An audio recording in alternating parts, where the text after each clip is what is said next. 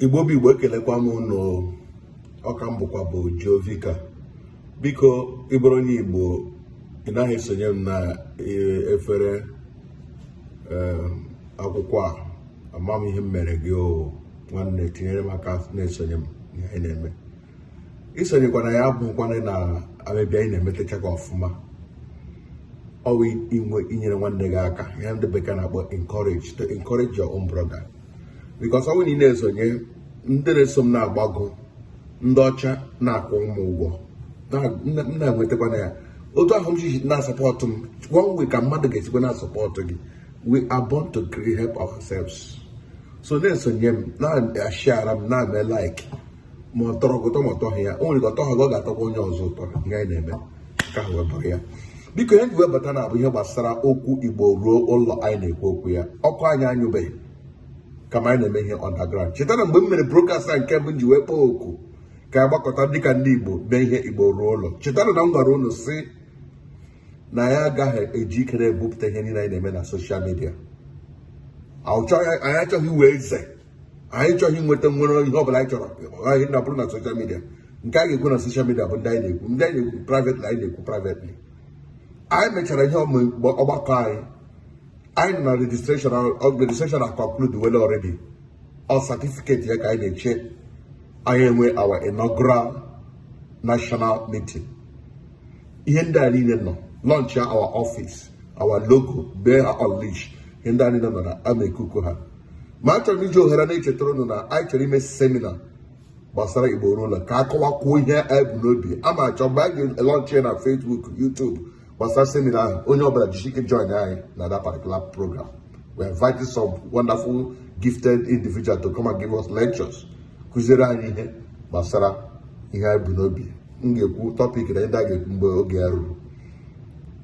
Ma ana m echetara m na ọkwa mụ agbara ama na a ga-egbu ndị Igbo ilu na election a ga-eme na oge Peter Obi election. Otu m kwuru ya ka o mere. Mụ agbara ama na a ga-agba ahịa alaba ọkụ na ahịa ndị Igbo ọkụ n'ebe dị iche iche. Otu m kwuru ya ka o mere. Mụ agbara ama na onye Igbo ọbụla kpachara anya gbasara ala ha na a ga-erivoku ala. Ụnụ ahụkwara tụfu okwu gbasara na ọnwụ na-enye dịka m na-anụ kepụ na-enye mele aha ya Jesu ike gbasara inye FCT minista. Ọ nọ na ma vidio m na-eme gaa gị ụlọ na watch ọnọdụ ya si ọnọbụrụ ya kwa na ọ na dịkwa very careful gbasara ihe gbasara ala ha. Ụnụ ahụ na about 160,000 ka ọgịnị land has been revoked. When we talk about revoke, ọgwụkwọ ndị nwe opereti o revoke ole. So ekwuru m ya omeokwela. Now agwakwara m unu na after ndị gọvanọ ndị ala Igbo gara aga mee meeting with nke gọvanọ nke nke Lagos mgbe ha na-ebuso ha agha na agha ha n'ihe ndị a na-eme ha gọvanọ Hope ha niile aga mee meeting ya dịka ọ dajụọla agha na-ebuso agha ndị Igbo ya dajụọ. Ụfọdụ ndị Igbo na-ekwe ha asị na nchọ ekwu nkewa onwe ihe dịka mmegide na emegide ndị Igbo. Mgbe ha nyeka meeting na ha kwụsịla nke ma ọ bụrụ na ha ga-abanye another strategy na kwụhụ na agbachiwela ahịa ndị Igbo. Egbachara ahịa ndị Igbo ọbụla nke ndị Igbo but target bụ ndị Igbo ọnda ji na-agbachi ahịa wee ka otu ihe unu mere nke na-awụzigo iji reduce speed unu na-agba na-enweta ọhịa ndị ya na-eme. Onye Igbo chọrọ ime ihe mere otu aka a ga-eche na-ebuso ụlọ agha ka m gwuru nke eziokwu agha agaghị ọ gaghị akwụsị ịnụma ihe ọjọọ gaghị akwụsị. Onye kere unu Chineke ndị Igbo chọrọ ka ndị Igbo lewe anya n'ụlọ. Ihe na-akụ ụgba bụ oge ndị Igbo nke na-arụ ụlọ na redio Jovika FM. Ka anyị na-eruo n'anya ụlọ Igbo rute n'ụlọ. Mgbe a na-ekwu okwu Igbo ruo ụlọ asịghị gị kwara ibu gwachi shọpụ gị bịawa n'ụlọ. No, ọ bụrụ na ị nwere nwa bọyị na-agbara gị bọyị ị na-edu nye ya orientation na ka ị ga-achọwa shọpụ ebe ụlọ n'ichere imepe another branch of business gị na-eme emepekwala na Lagos, Abuja, Kano, Kaduna, Mubi, Kongola, Jos mba bịa mepere anya n'ala Igbo. Anwụ talk about ala Igbo ọwụhụ na ọ gaghị awụ n'ala nna gị anywhere n'ala Igbo Enugu ọwa Abịa agbanyeghị ebe ọbụla ị nọ bịa mepere anya ihe ndị n'ala Igbo. Ọ ihe Igbo ruo ụlọ anyị na-ekwu okwu ya n'ihi na onye Igbo ọbụla wụ development n'onwe ya. Onye Igbo ọbụla ị hụrụ na-ebu development na-aga ha na-aga development na-eso ha. Kpọrọ onye Igbo dewe na desert under 1 year ebe ha wo akpọrọ ụmụnne kpọbata ebe ha wo business center ọ ihe ji mara ndị Igbo that ihe ahụ ji buru gaa na mba na-efe kashi the most traveling race in this world ndị Igbo atrafuchara were amara Chineke nyere ha na-agachie ndị mba ọzọ na-edevelop ala ọzọ ala ya nọrọ na mkpọmkpọ ebe ahapụrụ ya ndị dị anya ha na-eli useless ya ụfọdụ ga-ekwela ọtụtụ ihe reason na ha ji anaghị join anyị na the group. We are doing underground work seriously. We may be slow, we may be quiet, but the result will speak later.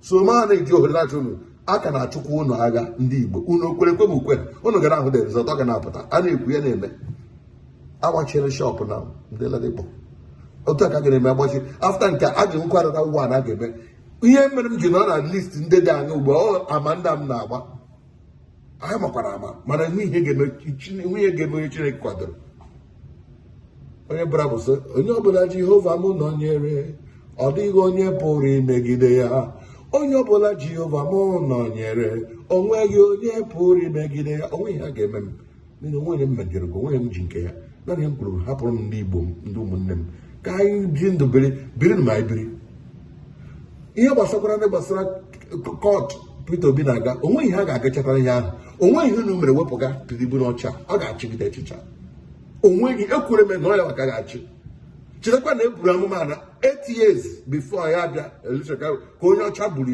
ya na ọ ga-achị somebody repeatikwa ya bụ Nnamdi Kanu repeatikwa ya na one of his broadcast so onweghị ihe unu metere ya ọ ga-achịgide echicha ọkakọ mma ka anyị doo anya na ka anyị develop n'ala Igbo gawanụ kọtụ supreme Morino ihe unu gakwara gachakwa ihe ederede ha chiri ma emego ihe unu chọrọ ikwe unu ekwere unu achọkwa hapụrụ soro n'ala Igbo ruo ka anyị mechie n'ala Igbo kudo Chineke chianụ enwere amamihe Chukwu nyere gị enwere nke o nyere m ka anyị chịkọta ya aka ọnụ ọ ya onye anyị na-ekwu okwu ya udo dịrịnụ aka m bụkwa Jehova ọnwụ na enwe ihe ọbụla bụ ajụjụ nkọwa ntụziaka ị ga-ajụ m dere m ya na edemede ebe a nke a na-eme dị mma dee ka a na-eme ya dị mma dere anyị ga-anye gị ụsa ụda nwere ike kudo Chineke chialụnụ ka emesịanụ.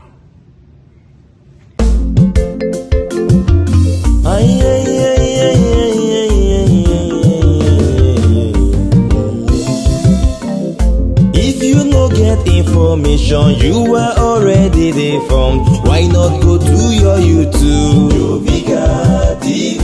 Hey, you want come for Facebook? Jovika TV. Instagram and Twitter. Jovika TV.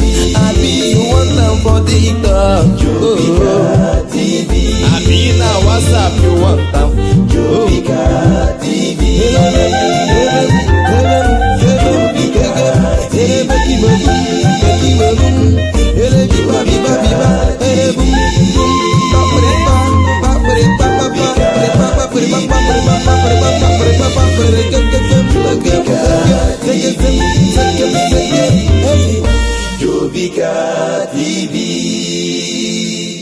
Poised to reach you with the truth.